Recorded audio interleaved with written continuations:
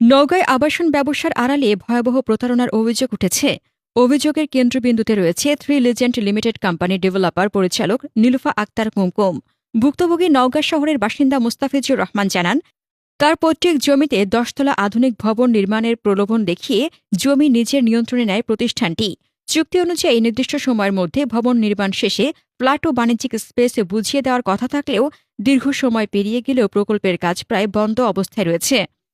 বর্তমানে নির্মাণাধীন ভবনটি অর্ধসমাপ্ত অবস্থায় পড়ে আছে। অনেক ফ্ল্যাটে জানালা দরজা নেই, অসম্পূর্ণ রয়েছে টাইলস ও বৈদ্যুতিক কাজও। ভুক্তভোগীর অভিযোগ, নিজের ন্যায্য দাবি তুলতে গেলে তাকে ভয়ভীতি ও হুমকির মুখে পড়তে হচ্ছে।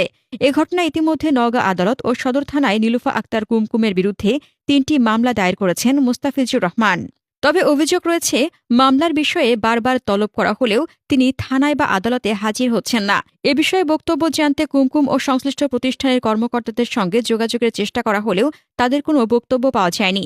সচেতন মহলের দাবি, আবাসন ব্যবসার আড়ালে গড়ে ওঠা এই প্রতারণা চক্রের মূল হোতাদের দ্রুত আইনের আওতায় এনে ক্ষতিগ্রস্তদের ন্যায্য অধিকার নিশ্চিত করতে হবে। এই চল না বার্গার খাই।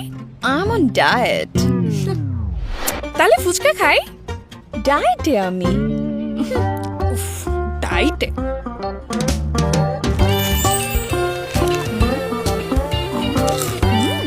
কি রে, তুই না ডাইটে? জিরোস খেতে কোনো এক্সকিউজ লাগে? নে তুইও খা।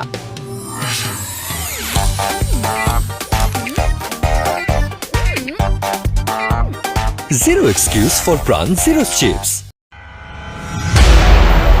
দৈনিক সময়ের ডাক অনলাইন মাল্টিমিডিয়া।